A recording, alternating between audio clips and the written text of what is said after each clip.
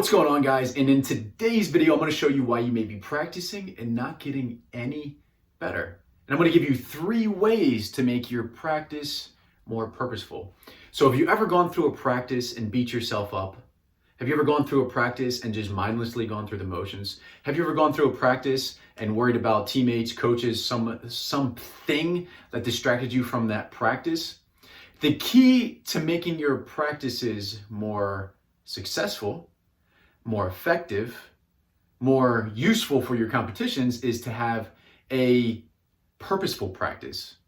So you may have heard the 10,000 hour rule, or you may have heard, make sure you get a lot of reps in. Well, it's not just simply about getting reps. It's not simply about putting the 10,000 hours in. There's been tons of research done on it, and it's actually about having purposeful practice. So what makes a purposeful practice? I'm going to guide you through 3 steps here. So number 1,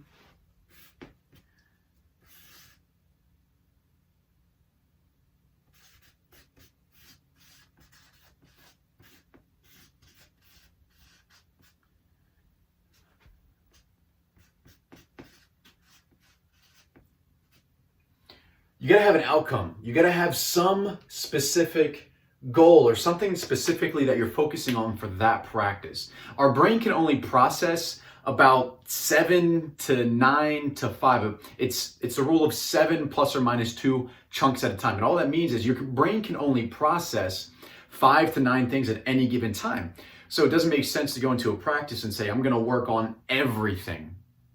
Your brain's not going to be able to process it. It's not going to be effective. It's not going to be efficient. So having a specific goal, having a specific outcome for what you want to work on in that practice is going to make your practice much more purposeful.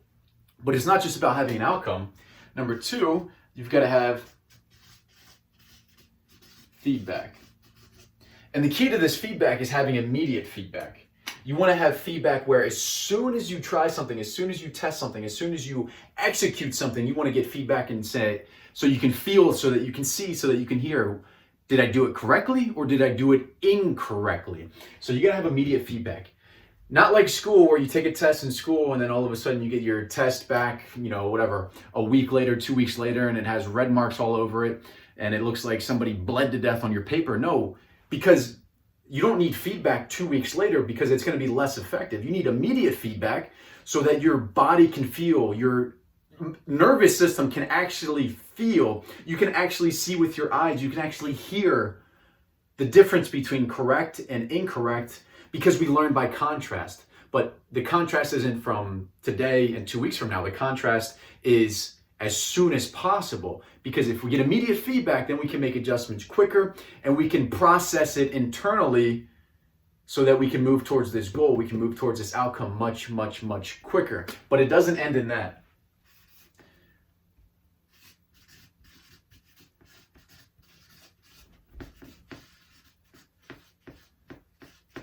Has to challenge yourself. So your practice, your purposeful practice, has to be challenging. It has to actually make you exert some energy, exert some focus, get out of your comfort zone. Because if you continue to practice the same thing over and over and over and over again, your progress is just going to be incremental. It's going to go very, very, very slow. And you might get really good at that one thing, but it's not just about doing one thing, one movement well, right? Sports are multidimensional. Sports involve not only the mind, the body, the spirit. It involves multiple patterns in each of those areas. So you have to get out of your comfort zone. You have to challenge yourself.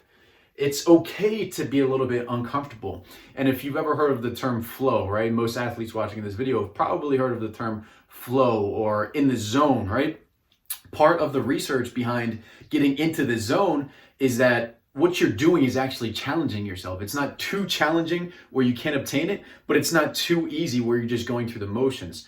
Part of getting into flow is actually getting out of your comfort zone and pushing yourself.